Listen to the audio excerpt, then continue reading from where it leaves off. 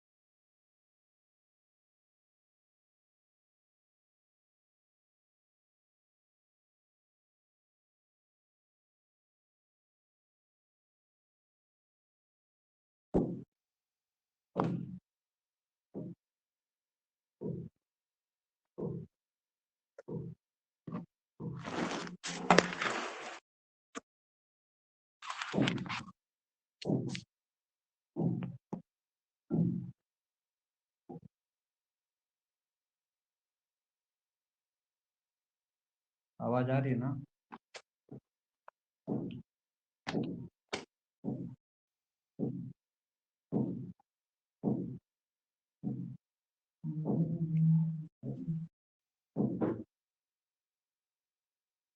रुक जाओ भाई।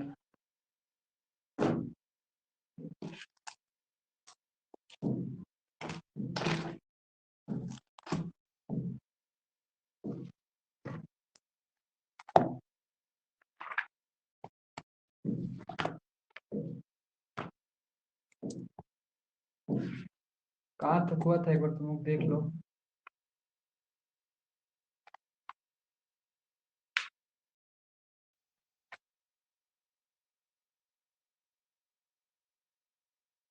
देखो बच्चा, ऑर्गेनिक में फिनॉल में रिएक्शन रिएक्शन जाने से पहले कुछ जो इम्पोर्टेंट है उसको पहले खत्म कर लेते हैं। क्या चीज आई हुई है? ठीक है, आवाज क्लियर है?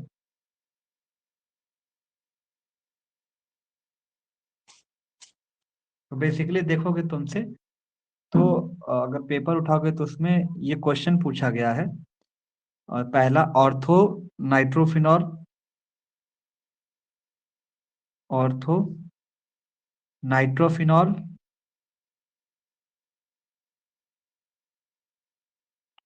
क्या होता है दूसरा उसी के, मेटा नाइट्रोफिनॉल, मेटा नाइट्रोफिनॉल,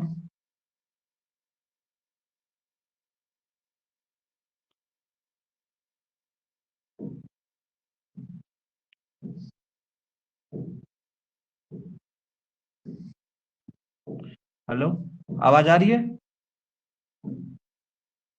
रही है। पैरा, नहीं आ रही है? Para nitrophenol.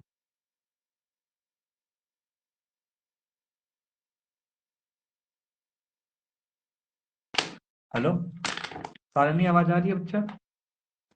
Yes sir. तो बेसिकली फिनॉल जाने से पहले जो सबसे इम्पोर्टेंट क्वेश्चन है उसको डिस्कस कर लेते हैं। Ortho nitrophenol, Meta nitrophenol, para nitrophenol ऐसे ही दे देता है, या फिर वो ऐसे दे देता है, पी कर वो देता है, फिर नाइट्रोफिनॉल लिख देता है, नाइट्रोफिनॉल, फिर या तो एम दे देगा, एम नाइट्रोफिनॉल, ऐसे करके क्वेश्चन, ये सबसे इंपॉर्टेंट क्वेश्चन है। इसमें क्या क्या है ये कि 6 नंबर में पूछा तो तीनों कभी कभी पूछ लिया, कभी कभी ऑर्थो नाइट्रोफिनॉल और पैरा नाइट्रोफिनॉल पूछ लिया है, कभी मेटा नाइट्रो, कभी नाइट्रोफिनॉल, मतलब दो दो के पेयर में पूछ लिया, 3 3 नंबर का। ठीक है, तो ये इंपॉर्टेंट बार बार क्वेश्चन है और इंपॉर्टेंट है, तो मैं ये तीनों करा देता हूँ, जिसमें से अच्छे से क्लियर करा देते हैं। इस तीनों में से अगर कोई दो आता है, कोई दो आएगा, कोई भी दो आता है, तो इसमें से तुम आप आराम से इसको अटेंड कर सको और इसको आसानी से कर सको। अब सबसे पहले देखते हैं कि ऑर्थो नाइट्रोफिनॉल क्या होता है। ठीक है, अच्छा एक बार मैं तुमसे ऑर्थो पैरा मेटा पोजीशन होती क्या, एक बार उसको हम तुम्हें डिस्कस कर लेते हैं। देखो कोई भी मान लो स्ट्रक्चर है, छोटा थोड़ा सा स्ट्रक्चर बना रहे हैं, 3 स्ट्रक्चर बनाएंगे।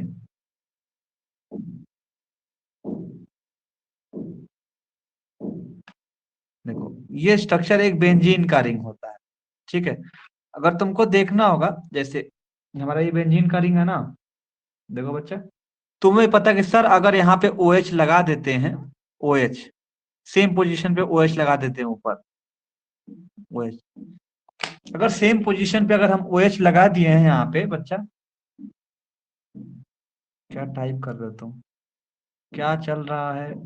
अच्छा, फिनॉल चल रहा है। फिनॉल में जो सबसे इंपॉर्टेंट टॉपिक है ऑर्थो नाइट्रोफिनॉल, मेटा नाइट्रोफिनॉल और पैरा नाइट्रोफिनॉल के बारे में डिस्कशन कर लिए। जो ये टॉपिक बार बार हर साल ये क्वेश्चन पूछा जाता है, कभी सिर्फ ऑर्थो नाइट्रो पैरा पैरा पूछ लेता है, कभी तीनों पूछता है, कभी दो के पेयर में ये 3 3 नंबर का, 6 नंबर का पूछ लेता है। ठीक है बच्चा, रिएक्शन जाने से पहले जो इसी टॉपिक है और जो आने वाले चांसेस जिसका 90% 99% चांसेस को पहले कवर कर देते हैं, फिर हम इसको ऐसे ही अपने क्या करेंगे, रिएक्शन को डिस्कस करेंगे। फिनॉल को, एल्डिहाइड को अभी रोकेंगे क्योंकि on the name of the mechanism है, तो थोड़ा सा एल्डिहाइड इसको करने के बाद करेंगे, क्योंकि ये जो चैप्टर है थोड़ा इजी चैप्टर है और ये कवर हो जाएगा, तो एल्डिहाइड बेसिकली वो फिनॉल पे, एल्डिहाइड पे डिपेंड करता है, तो आसानी से हो जाएगा। तो अब बेसिकली बच्चा होता है, तुम पहले हम तुम्हें बताना ये चाहते हैं कि ऑर्थो पोजीशन किसको बोलते हैं, मेटा पोजीशन किसको बोलते हैं। तो कहने का मतलब ये है, मैं तुमसे बोला सर ऑर्थो नाइट्रोफिनॉल क्या होता है, पहले मैं दिमाग में कहूंगा बच्चा ऑर्थो नाइट्रोफिनॉल क्या होता है, मेटा नाइट्रोफिनॉल क्या होता है। कहने का मतलब ये छुपा इसी में, ऑर्थो नाइट्रो मतलब जो नाइट्रो ग्रुप होगा, 3 नाम है ना, देखो ऑर्थो है, नाइट्रोफिनॉल है, तो ये हमारा जो ग्रुप होता है वो फिनॉलिक ग्रुप होता है, फिनॉल है, बेंजीन जिसको बोलते हैं फिनॉल ग्रुप है। फिनॉल किसको बोलते हैं, जब किसी बेंजीन के रिंग के ऊपर ओ OH लग जाता है उसको क्या बोल देते हैं, फिनॉल बोल देते हैं। जब किसी बेंजीन ग्रुप के ऊपर ओ OH लग जाता है उसको हम फिनॉल नाम दे देते हैं। तो हमारा ऑर्थो पोजीशन पे नाइट्रो लगा हुआ है, क्यों? तो हमारी ये वाला पोजीशन जो ओ OH से जो पहली पोजीशन रहती है उसको हम क्या बोल देते हैं, अगर इसके ऊपर NO2 लगा हुआ रहता है तो इसको हम बोलते हैं ऑर्थो नाइट्रोफिनॉल। मतलब जो ओ OH है उसके जस्ट बगल वाले कार्बन एटम पे अगर NO2 लग जाता है तो उसको हम क्या बोलते हैं, ऑर्थो नाइट्रोफिनॉल। क्या बोलते हैं बच्चा, ऑर्थो नाइट्रोफिनॉल बोलते हैं। बता रहे हैं, सब बता रहे हैं कि करके बता रहे हैं कब क्या होता है, कैसे पहचानोगे। ठीक है, तो मैंने ये बोला बच्चा, ये हमारा जब कोई बेंजीन रिंग रहता है इसके ऊपर ओ OH लग जाता है तो उसका नाम हो जाता है फिनॉल। और इस पे क्या बोल रहा है, पहला बोल रहा है ऑर्थो नाइट्रोफिनॉल, मतलब आर्थो पोजीशन पे नाइट्रो लगा हुआ है, इसीलिए उसको बोल देते हैं ऑर्थो नाइट्रोफिनॉल। तो यहाँ पे ये जो जो ओ OH लगा हुआ रहता है इस पे जो पहला कार्बन पे जो अटैच रहता है उसको क्या बोलते हैं, ऑर्थो। इस ओ OH से पहला नहीं दूसरे कार्बन पे अगर कोई भी चीज अटैच होती है, इसको क्या अटैच होगी, तो NO2 अटैच होगी, तो इसको बोलेंगे क्या, मेटा। और इस ओ OH ग्रुप से एकदम सीधा, इसके एकदम सीधे में अगर NO2 ग्रुप लग जाती है तो उसको क्या बोल देते हैं, पैरा बोला जाता है। तो इसको हमने क्या बोला, मेटा, इसको हमने क्या बोला, पैरा। ठीक है, तो मैंने आपको ये बोला कि जब फिनॉलिक ग्रुप हमने दो लगा दिया, OH लगा दिया, तो OH ग्रुप से जो सबसे पहले वाले कार्बन पे जो अटैच रहेगा उसको हम बोलते हैं ऑर्थो पोजीशन। OH ग्रुप से जो दूसरे कार्बन पे अटैच रहता है उसको हम बोलते हैं मेटा पोजीशन। और OH के तीसरे कार्बन एटम बोलो या इसके सीधे एकदम स्ट्रेट में जो होगा अपोजिट साइड में होता है उसको बोलते हैं पैरा पोजीशन। यहां तक समझ में आया? तो इसीलिए जब ये ऑर्थो पोजीशन पे नाइट्रो लगा तो इसको बोलते हैं ऑर्थो नाइट्रोफिनॉल। इसको बोलते हैं मेटा पोजीशन लगा तो मेटा नाइट्रोफिनॉल। और इसको बोलते हैं पैरा नाइट्रोफिनॉल। ठीक है। तो इन ऑर्थो मेटा नाइट्रोफिनॉल की स्टेबिलिटी की बात करेगा, जब बताया जाएगा स्टेबिलिटी की बात करेगा या रेजोनेंस इफेक्ट के बारे में बात करेगा, तो बेसिकली वो ऐसे बोल देगा, discuss ortho nitrophenol, Meta nitrophenol और पैरा नाइट्रोफिनॉल। ठीक है। किस पोजीशन पे पहचान जाओगे ऑर्थो मेटा नाइट्रो किसको बोलेंगे? तो सबसे पहले हम इस स्ट्रक्चर को डिस्कस करेंगे, किसको? Ortho nitrophenol. ठीक है।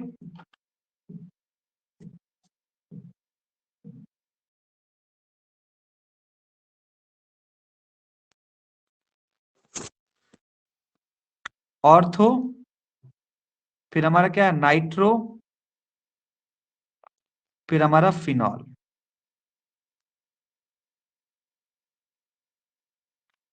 देखो अब इसका स्ट्रक्चर हम ड्रॉ करते हैं ऑर्थो नाइट्रोफिनॉल का। सर ये हमारा हो गया सिर्फ बेंजीन रिंग हुआ।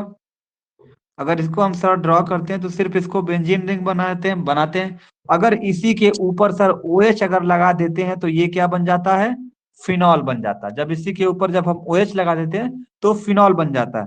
और इसके किस पोजीशन पे? Ortho position. ऑर्थो पोजीशन मतलब इसके बगल वाले कार्बन पे हम क्या डाल देते हैं? NO2 डाल देते हैं। तो ये हमारा जाता है ऑर्थो नाइट्रोफिनॉल का स्ट्रक्चर होगा। जब ऑर्थो नाइट्रो फिनॉल जब टूटता है, जब ब्रेकडाउन होता है इसका, तो ये किस में कन्वर्ट, एक तरह से क्या क्या टूटेगा इसके अंदर से, ये देखना है। तो बेसिकली बच्चा तुम्हें भी पता है कि जब सर यहाँ से जब टूटेगा तो ये H+ आयन जो होता है ये बाहर निकल जाता है। तो हमारे पास क्या बचेगा? एक बार फिगर में देख लो।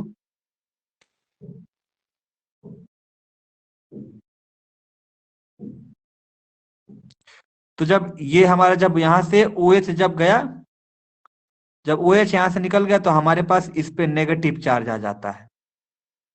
और इस N को स्ट्रक्चर तो ऐसे होता है, ये तुम्हें भी पता है।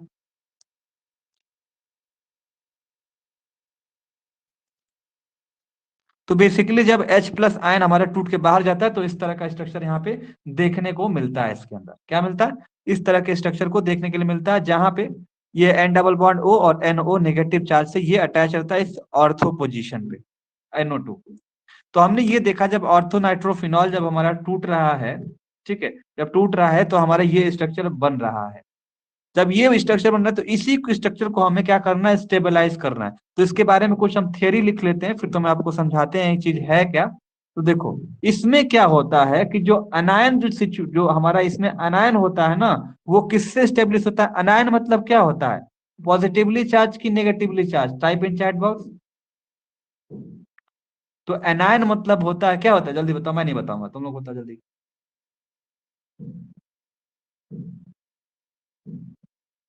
इस स्ट्रक्चर में एनायन कौन सा है? अनायन मतलब नेगेटिव चार्ज है कौन सा बच्चा? नेगेटिव चार्ज वाला कौन सा है?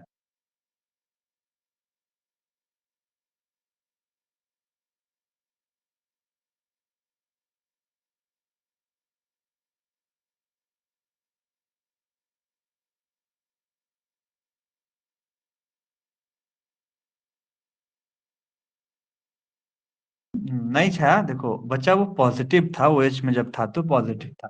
बेसिकली इसमें ये बात की जा रही है कि जो ऑर्थोनाइट्रोफिनॉल है, जब ये H+ आयन में टूट गया तो तुमसे क्वेश्चन मतलब जब आंसर आप लिखोगे तो यही बताओगे, सर जो अनायन यहाँ पे जो हमारा प्रेजेंट है या स्टेब्लिश हो गया, यहाँ एनायन पे जो एनायन हमारे ये नेगेटिवली चार्ज जो हमारे एटम होते हैं न्यूक्लियोफाइल, तो ये नेगेटिव चार्ज वाले NO2 वाले वगैरह होते हैं। तो जब जिसमें जब आंसर लिखोगे तो आप यही बताओगे कि सर जो अनायन होता है वो किस, जो हमारा एनायन यहाँ पे स्टेब्लिश होगा पूरे स्ट्रक्चर के ऊपर, एनायन हमारा जब स्टेब्लिश होता है तो किसके कारण होता है? तो बताओगे सर इसमें माइनस आई इफेक्ट होने के कारण और आर इफेक्ट होने के कारण, माइनस आर और माइनस आई इफेक्ट होने के कारण जो हमारा NO2 ग्रुप में या Na2 ग्रुप हमारा स्टेब्लिश होता है या हमारा एनायनिक ग्रुप यहाँ पे स्टेब्लिश होता है, इसलिए स्टेब्लिश होता है।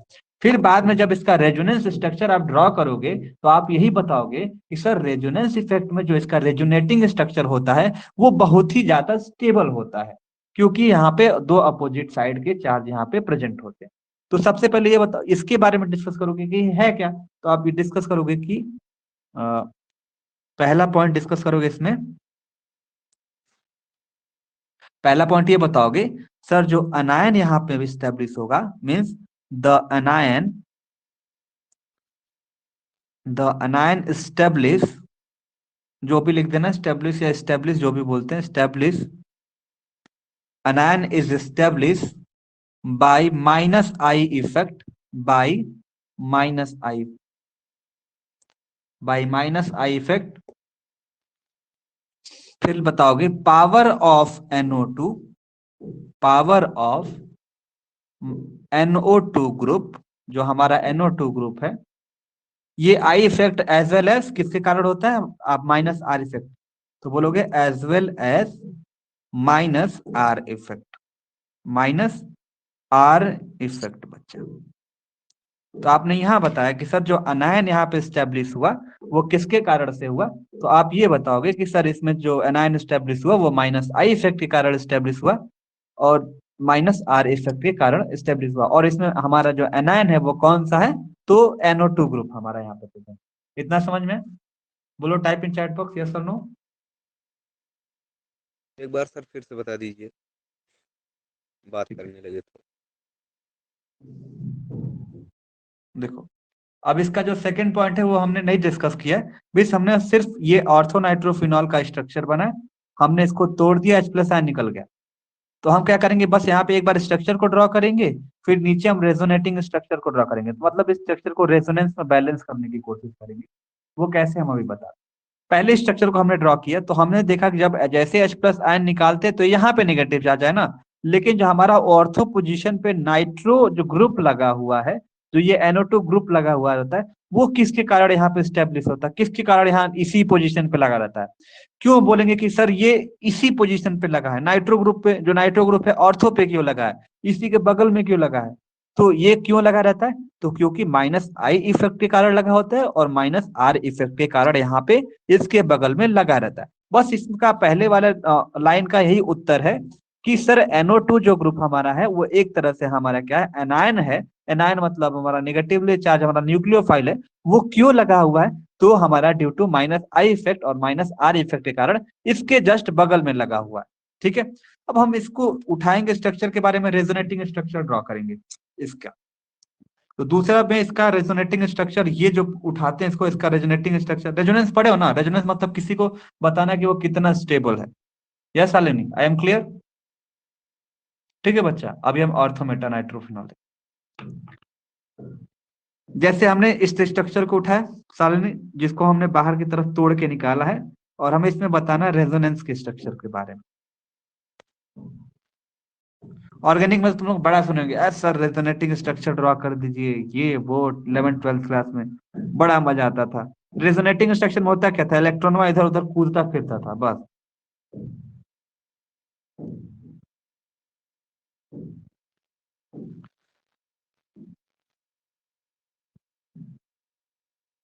देखो यही कंपाउंड है ना बच्चा, बस हमने बोला ऑर्थोनाइट्रोफिनॉल का जब बैच हटाओगे तो क्या बनेगा, ये इसको उठा के थोड़ा रेजोनेटिंग स्ट्रक्चर ड्रॉ कर लो।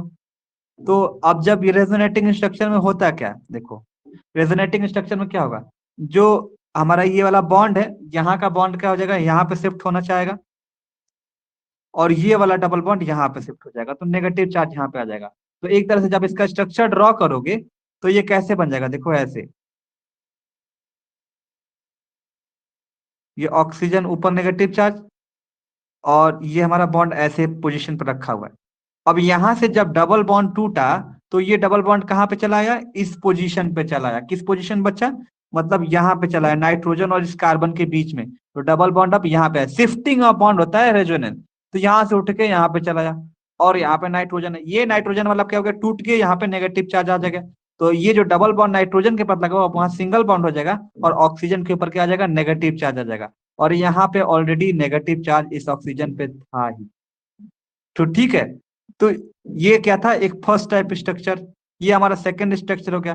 फिर इसका रेजोनेंस करोगे आप, जब फिर इसका रेजोनेंस करोगे, रेजोनेंस में क्या होता है, बॉन्ड में उठा के शिफ्ट करते हैं आलतू फालतू, यही काम बचा रहता है टीचरों को, ऑर्गेनिक केमिस्ट्री वालों को, उठा के बॉन्ड शिफ्ट करा दें। ठीक है, जैसे यहाँ का बॉन्ड शिफ्ट कराओगे, आगे चल के क्या होगा, जो ये वाला बॉन्ड है, अब ये वाला बॉन्ड क्या होगा ना बच्चा, देख रहे हो, तो ये वाला जो बॉन्ड होता है अब ये उठ के यहाँ पे चला आता है। ठीक है, नेक्स्ट वाले स्ट्रक्चर में स्ट्रक्चर यही बनता है, ये बॉन्ड यहाँ शिफ्ट होकर चला आता है। तो जो बॉन्ड ऐसे था यहाँ पे, एक यहाँ पे है ही, जो यहाँ वाला था वो शिफ्ट होकर यहाँ पे चला आता है, और ये ऊपर नेगेटिव चार्ज ऐसे रहता है, बाकी स्ट्रक्चर ऐसे बना रहता है। क्या टाइप करो देखिए।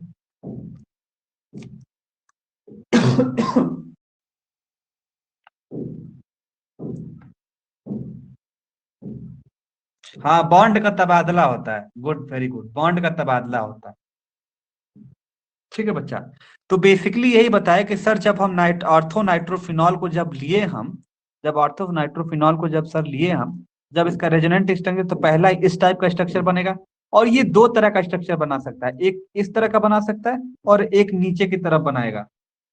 बात करोगे नीचे की तरफ बनाएगा, एक दो तरह का स्ट्रक्चर बना देगा। कौन सा, इस तरह का स्ट्रक्चर बनाएगा। देखो ये डबल बॉन्ड नाइट्रोजन जो लग गया वैसे ही लगेगा, वो नेगेटिव वो नेगेटिव, ठीक है, जो ये लगा, अब ये इसके ऊपर वो, अब ये जो बॉन्ड होता है अब ये इधर भी शिफ्ट हो जाता है और डबल बॉन्ड ऑक्सीजन ऐसे बना। लेकिन हमें बस इतना ही काम है, या अब इसको भी तबादला अगर करोगे तो ये आगे चल के किस तरह का स्ट्रक्चर बनाएगा, तो आप देखोगे जो ये बॉन्ड यहाँ का जो यहाँ वाला यहाँ शिफ्ट हो गया, तो ये वाला जो बॉन्ड है, जो ये बॉन्ड दिख रहा है, अब ये बॉन्ड यहाँ पे शिफ्ट हो जाता है, तबादला हो जाता है।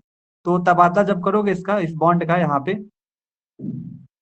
तो बॉन्ड का खाली तबादला कर दो ऐसे, और तबादला करने के बाद आपको जज ये करवाता है, ये जरूर देखो यहां से ये उठ के यहाँ पे चला है या इस पोजीशन में चला है, बाकी स्ट्रक्चर एकदम सेम है, बाकी स्ट्रक्चर जो होता है इसके अंदर सेम होता है। अब बच्चा ये जो स्ट्रक्चर बना दिया ना, जब ये स्ट्रक्चर बना दिया, तो अब बोलेगा कि इसमें कौन सा स्टेबल होता है, मतलब कौन सा एकदम से स्टेबल कंपाउंड है इसके अंदर, यही बोलता है। तो ये वाला जो स्ट्रक्चर होता है इसके अंदर वो सबसे ज्यादा स्टेबल होता है। क्या होता है, ये वाला जो स्ट्रक्चर होता है वो क्या होता है, सबसे ज्यादा स्टेबल होता है। तो आप यहाँ लिखोगे नीचे हाईली स्टेबल। अभी बताएंगे हाईली स्टेबल क्यों है। हाईली स्टेबल क्यों, because of two opposite charge. क्या हो जाएगा, सामने सामने दो अपोजिट चार्ज आ जाते हैं। तो क्या बताओगे, highly stable because opposite side are adjacent.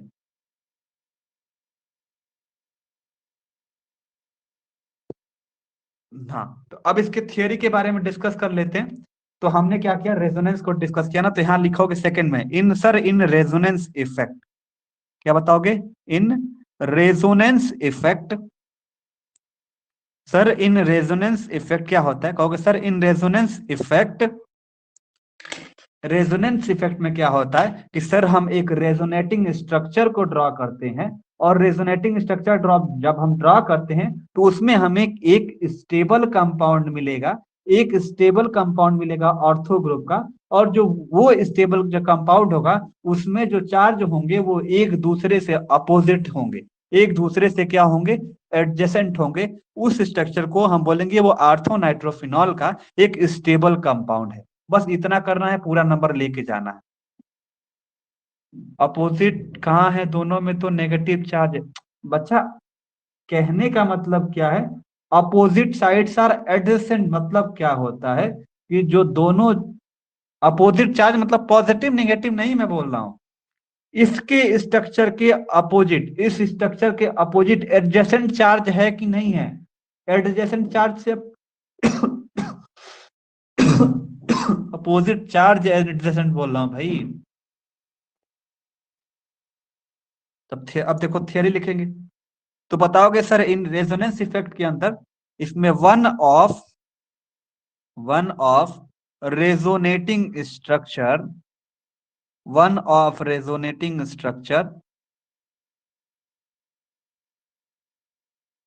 is very stable, is very stable। तो एक जो स्ट्रक्चर इसमें से होगा वो स्टेबल होगा। क्यों बताओगे reason? Because opposite, because two opposite, क्या बताओगे? Because two opposite charge are, दो opposite charge, two opposite charge are adjacent to each other. क्या होगा? Adjacent to each other, adjacent to each other. तो हमने इस कंपाउंड को बता दिया। तो हमने बेसिकली ऑर्थोमेटानाइट्रोफिनॉल में एक बार रिकैप देख लेते हैं। हमने देखा क्या, हमारा जब H प्लस आयन निकलता है तो ये कंपाउंड बनता है। तो पहले में हम उसको बताया कि सर ये लगा ही क्यों है, NO2 ग्रुप क्यों वहां लगा है, वो सर में इसमें ऑर्थो पे क्या क्या हुआ, क्या हुआ संदीप, जो बोलो फिर से। राइट साइड में लिखे हैं इसमें भी तो अपोजिट चार्ज है। नहीं, तो इसमें जो पहला जो स्टेबल कौन सा होता है, देखो ये तो हमने, इसमें भी दोनों सर अपोजिट स्टेबल चार्जेस, काहे के बिल्कुल लिए सही। हाँ, स्टेबल काहे के लिए है ये?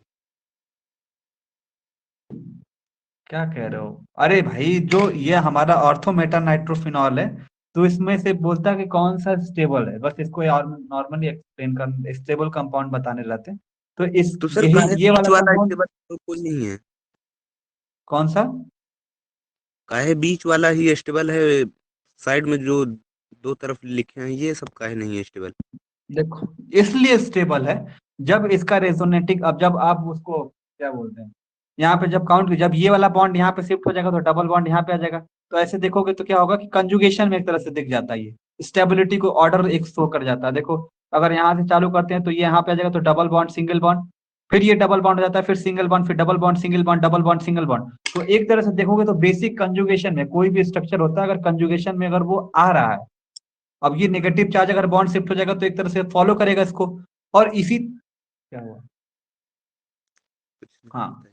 तो ये हमारे स्ट्रक्चर को कोई डिस्टरबेंस नहीं कर रही है ना। अब जब इस स्ट्रक्चर में आप आओगे तो ये स्टेबल कंपाउंड नहीं बना रहा है। एक यहाँ पे डबल बॉन्ड है, फिर सिंगल बॉन्ड, फिर double bond, single bond, double bond, फिर इसमें खाली हो जा रहा है दो ब्लॉक, कोई पॉसिबिलिटी है ही नहीं यहाँ पे। तो आप कैसे स्टेबल मान सकते हो? तो इसीलिए बोला जाता है कि जो पहला इस ऑर्थोनाइट्रोफिनॉल में जो सबसे पहला रेजोनेटिंग स्ट्रक्चर होता है वो सबसे ज्यादा स्टेबल होता है।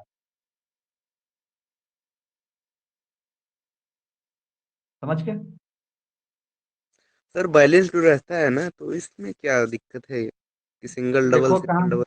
कहाँ कहाँ बैलेंस है, देखो ये स्ट्रक्चर का पूरा, अगर आप उसका जब स्ट्रक्चर निकालोगे ना रेजोनेंस स्पेक्ट्रोस्कोपी से, तो पूरी तरीके से इसका स्ट्रक्चर ही बिगड़ता हुआ दिखाई देगा। आप इस स्ट्रक्चर को देखो, इस स्ट्रक्चर में लॉट ऑफ डिफरेंस, बहुत ज्यादा डिफरेंस के अंदर। ये स्टेबल नहीं है क्योंकि जो बॉन्ड का जो डिस्ट्रीब्यूशन है वो स्पेसिफिक ऑर्डर में है ही नहीं। बॉन्ड का एक्चुअली में इसका रीजन नहीं है कि बॉन्ड का डिस्ट्रीब्यूशन इसके अंदर। तो आप इसको जब, नहीं सर, जो तभी आप बोले थे कि ऑक्सीजन के ऊपर निगेटिव चार्ज है, दो ऑक्सीजन हाँ, है। अगर मान लो इसी ऑक्सीजन को हमने यहाँ पे शिफ्ट कर दिया तो क्या आ जाएगा, यहाँ डबल बॉन्ड आ जाएगा। तो यहाँ से काउंट करोगे तो double bond single bond, double bond single bond, double bond single bond, double bond single bond, follow आ रहा है कि नहीं रेजोनेंस में? अब यहाँ पे जब यहाँ पे नेगेटिव चार्ज करते हो बच्चा, जब यहाँ से नेगेटिव चार्ज होगा तो बगलिए में डबल बॉन्ड कैसे हो जाएगा इस कार्बन पे? जब इसी कार्बन पे डबल बॉन्ड है ही, फिर से यहाँ पे जब बॉन्ड का यहाँ शिफ्ट होगा तो यहाँ पे डबल बॉन्ड आ जाएगा, तो बनेगा कहाँ? स्ट्रक्चर ही फेल हो गया पूरी तरीके से।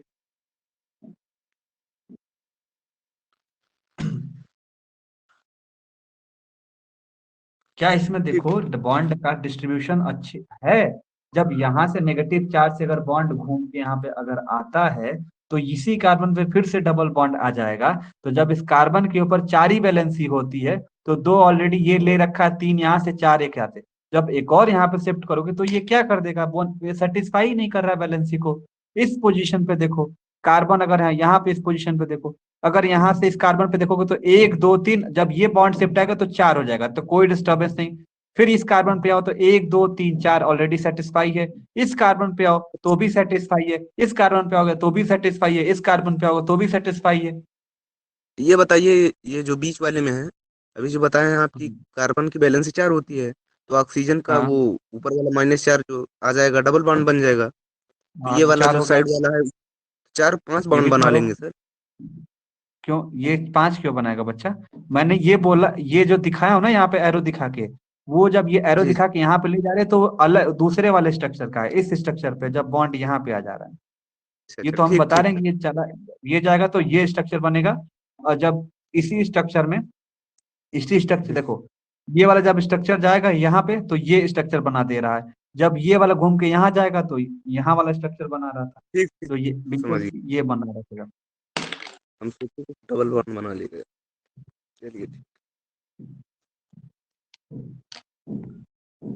बेसिकली इसमें देखते हैं कार्बन पोजीशन पे जो 4 जो वैलेंसी है सेटिस्फाई कर रही है कि नहीं है, तो यहाँ पे सेटिस्फाई कर रही है इसके अंदर। हाँ, इसके बाकी सब स्ट्रक्चर में देखोगे तो वो डिस्टर्ब कर दे रही है, तो दैट्स वाई ये जो कंपाउंड होता है वो हाईली स्टेबल कंपाउंड होता है। ये कंजुगेशन वाला कॉन्सेप्ट नहीं लगाएंगे छाया, लेकिन बेसिकली वो कार्बन वाला देखते हैं कि कार्बन के पास वैलेंसी 4, जो कार्बन भाई कैपेसिटी तो 4 ही होती है ना। अब यहाँ से एक जब यहाँ पे दे देंगे तो वो 4 हो जाएगा तो भी डिस्टर्ब नहीं होगा। तो बेसिकली ये स्ट्रक्चर हमें ये बताने की, ठीक है। तो आई थिंक आर्थो नाइट्रोफिनॉल को तुम लोग कर लोगे। पहले क्या कर रहा है, इंट्रो बताना है, इंट्रो में ये बताना है कि किसके कारण, किस इफेक्ट के कारण हमारा ये नाइट्रो पे लगा हुआ है। तो पहले बताओगे -I -R के कारण। अब भाई मेटा भी किसी इफेक्ट के कारण लगा होगा, तो मेटा को डिस्कस करते हैं, ठीक है। तो इतना सिर्फ ये 3 नंबर का पूछ लेता है, छोटो इतना सिंपल सा है।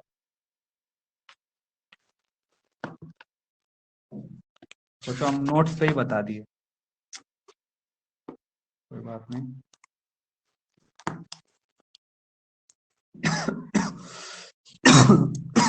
कोई एक पेज ला दे होगा।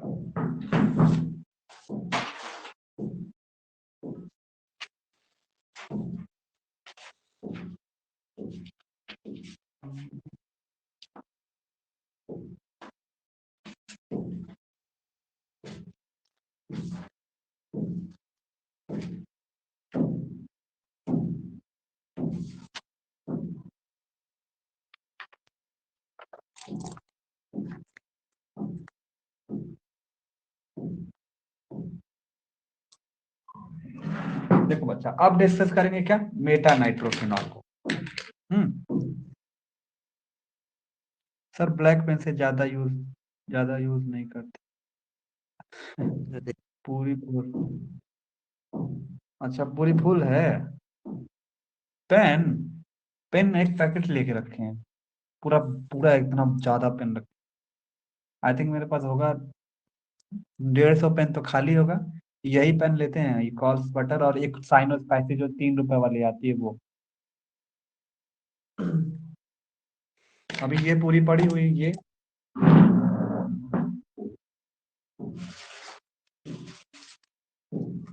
अब ये पूरी पड़ी हुई है, इसमें तो सिर्फ 3 3 पीस बची हुई है मेरे पास। अच्छा, ये भी है।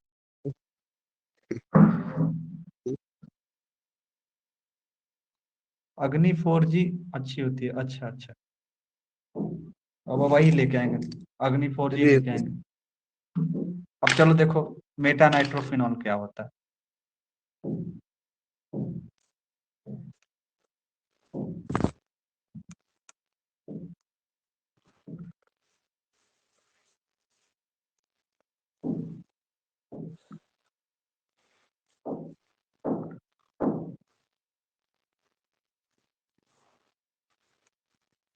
तो हम इसके नाम से ही पहले स्ट्रक्चर बनाएंगे, मेटा नाइट्रोफिनॉल क्या होता है। तो सबसे पहले हम जानते हैं फिनॉल बनाएंगे। तो तुम्हें भी पता है कि सर फिनॉल का जो स्ट्रक्चर होता है, पहले हम बेंजीन रिंग बनाते हैं, बेंजीन हम रिंग पहले बना लेते हैं।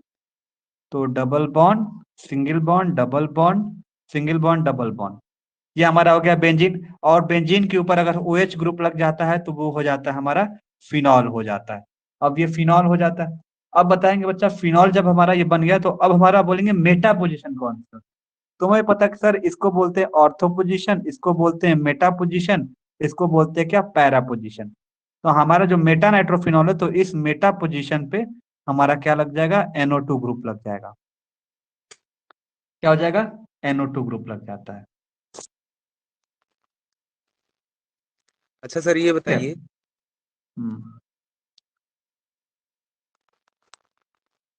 साले ने क्या वो क्या अच्छी 3 वाली अच्छी होती है। हाँ संदीप बोलो। ये बताइए सर, ओएस जो है काहे ऊपर ही लगता है, ये काहे नहीं लगता? कहीं भी लगा दो, क्या दिक्कत है, स्ट्रक्चर तो सेम ही है। अगर नॉर्मल फिनॉल लग रहा है, वो तो एक समझने के लिए लगा दिया जाता ना। इस कंपाउंड की बात नहीं अगर छोड़ दो, अगर ये चीज नहीं है तो तुम वो कहोगे ठीक, सर OH ऊपर ऊपर है, कहा नहीं लगता है। वो ठीक है बट सर अब ज्यादा ऊपर, अब ज्यादा ऊपर ऊपर इसलिए वाली लगाया जाता दिक्कत। है, सिस्टमेटिक वे में कोई भी रिएक्शन को दिखाने में थोड़ा सा आसानी पड़ जाती है। अब ये स्ट्रक्चर देखोगे तो ये चार सारे जगह पे ये सेम है। अगर यहाँ पे NO2 अगर हटा दो तो चारों पोजीशन देखो तो बेसिकली एकदम सेम है वो स्ट्रक्चर है।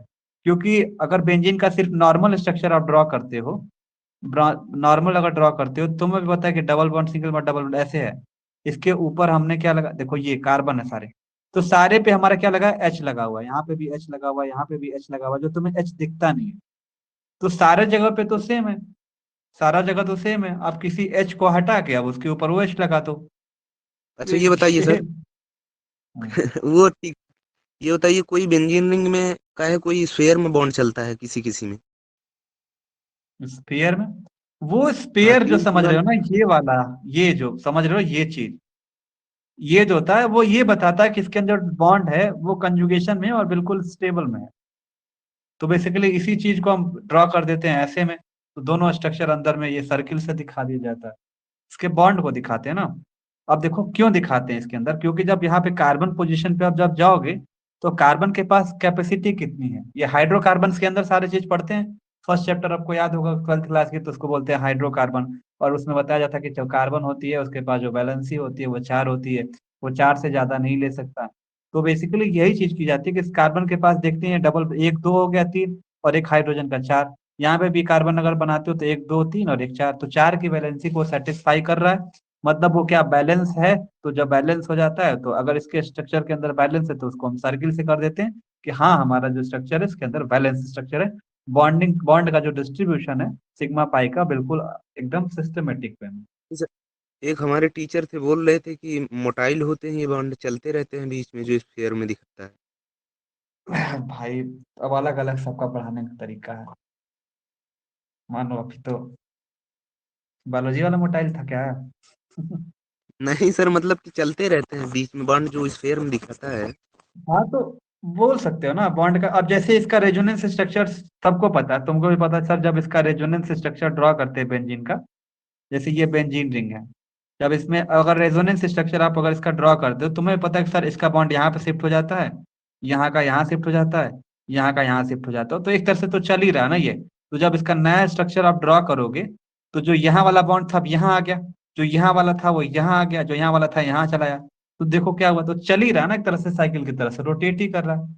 तो रोटेट करने का मतलब ये रोटेट करता नहीं है, एक्चुअली ये बताता है कि अगर अगर डबल बॉन्ड यहाँ पे आ जाता है तो उसका जो नेक्स्ट वाला बॉन्ड होता है वो यहाँ से शिफ्ट हो जाता है। समझ गए। ठीक ठीक। आगे बढ़े, मेटा नाइट्रोफिनॉल के बारे में बात करते हैं। पहले मैंने बताया कि मेटा नाइट्रोफिनॉल में हाइड्रोजन को निकाल देते हैं बाहर। जब हाइड्रोजन को बाहर निकाल देते हैं तो हमारे पास जो स्ट्रक्चर मिल जाता है वो इस तरह का स्ट्रक्चर।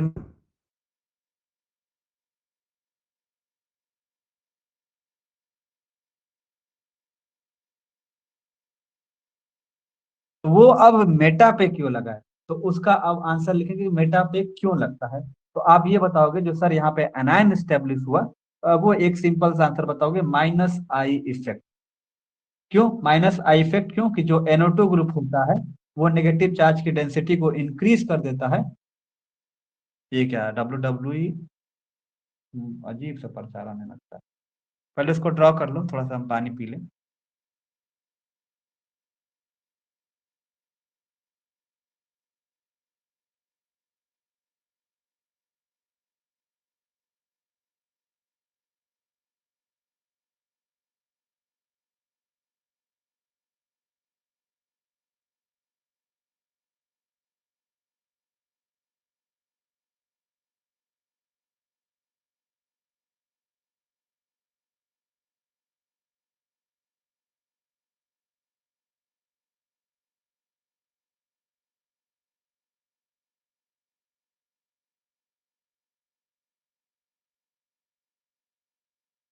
चलो बच्चा आओ, जल्दी करिए सर थोड़ा, अच्छा जल्दी कर रहे हैं जल्दी।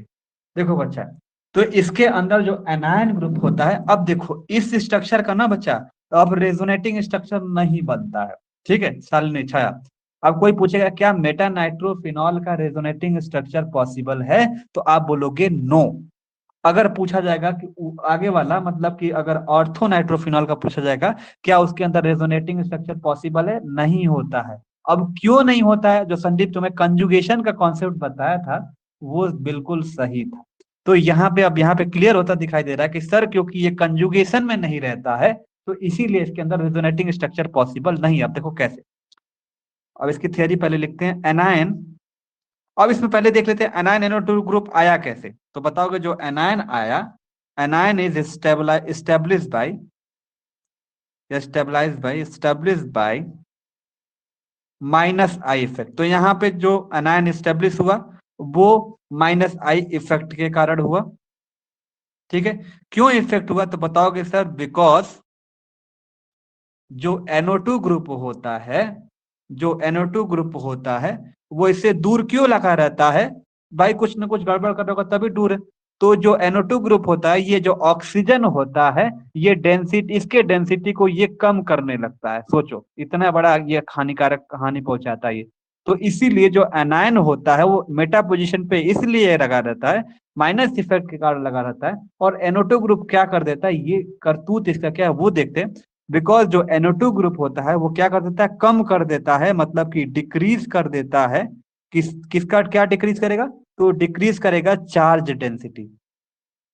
क्या करेगा, डिक्रीज क्या करेगा, चार्ज डेंसिटी। क्या करेगा, इस चार्ज डेंसिटी, जो ऑक्सीजन पे चार्ज डेंसिटी लगा रहता है, उस ऑक्सीजन के चार्ज डेंसिटी को ये क्या करने का काम करता है, कम कर देता है। क्या कर देता है, कम कर देता है।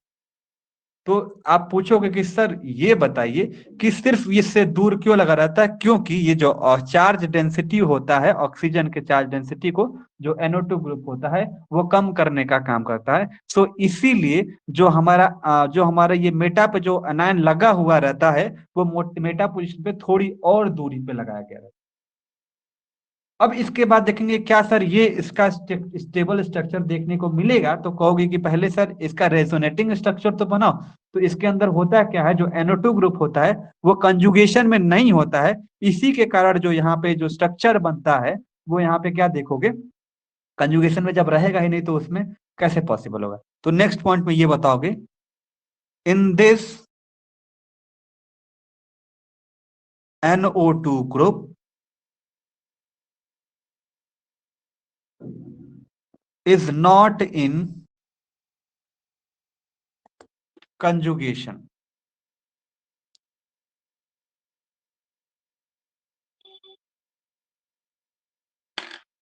So it does not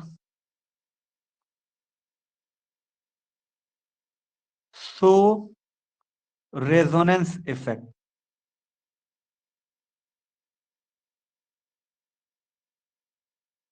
तो इसीलिए हमारा ये इसका स्टेबल स्ट्रक्चर पॉसिबल नहीं है। यहाँ पे स्ट्रक्चर एक ड्रॉ कर दोगे, हो हो हो, हो।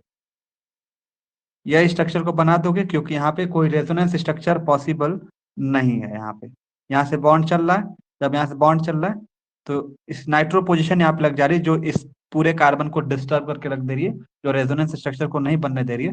तो इसीलिए जो कैटायन होगा वो कैटायन किससे स्टेब्लिश होगा, तो बताओगे पहले यहाँ शॉर्ट फॉर्म लिखोगे कैटायन किससे स्टेब्लिश होगा, माइनस आई इफेक्ट कारण। तो वही हम लिख रहे हैं कि जो स्टेब्लिश होगा या स्टेब्लिश होगा वो किस कारण होगा, माइनस आई इफेक्ट के कारण होगा। तो ये बेसिक एक सिंपल सा स्ट्रक्चर है, सबसे आसान होता है मेटा। या तो मेट ये दोनों कंबाइन एक साथ पूछते हैं, ठीक है। मेटा पूछेगा, मेटा या तो ऑर्थो एक साथ पूछेगा या तो मेटा पैरा। ट्रेंड के हिसाब से अब दो दो करके पूछ रहा है, ठीक है। और पैरा नाइट्रोफिनॉल हम कल डिस्कस करेंगे क्योंकि थोड़ा सा ये और टेढ़ा है, ठीक है। समझ में आया इतना, बोलो शालिनी छाया। और बता दी।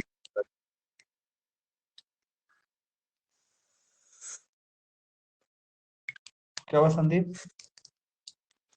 ये फर्स्ट पार्ट वाला फिर से बता दीजिए, anion is stable by minus I वाला फिर से। अब तुमसे कोई यही पूछेगा ना, कि पूछेगा कि काहे काहे ये NO2 ग्रुप वहां लग गया, तो तुम यही बताओगे सर जो एनायन है ये स्टैब्लिश स्टैब्लिश किस तरह से हो रहा है, तो बताओगे सर माइनस आई के इफेक्ट के कारण होता है। क्यों? उसमें जब था वो यहाँ पे, जब यहाँ पे लगा था तो माइनस आई और माइनस आर दोनों काम कर रहे थे। यहाँ पे सिर्फ कौन काम कर रहा है? माइनस आई काम कर रहा है। क्यों? क्योंकि जो हमारा NO2 ग्रुप होता है वो दूर क्यों फेंका गया उसको, और ये जो जो OH ग्रुप लगा हुआ है वो अपने दूरी दूसरे कार्बन पे क्यों लगाया गया, तो ये बताओगे सर ये क्या करता है कि जो NO2 ग्रुप होता है वो जो ऑक्सीजन पे जो चार्ज डेंसिटी होती है, मतलब जो ये नेगेटिव चार्ज होती है, उसको क्या कर देता है, ये डिक्रीज करने का काम कर देता है, इसीलिए हमको वहां पे लगाते हैं। ठीक है। ठीक। चलो ठीक है। ओह, चलो इसका तो नोट्स दे चुके हैं ना, इसका नोट्स तो देना नहीं है।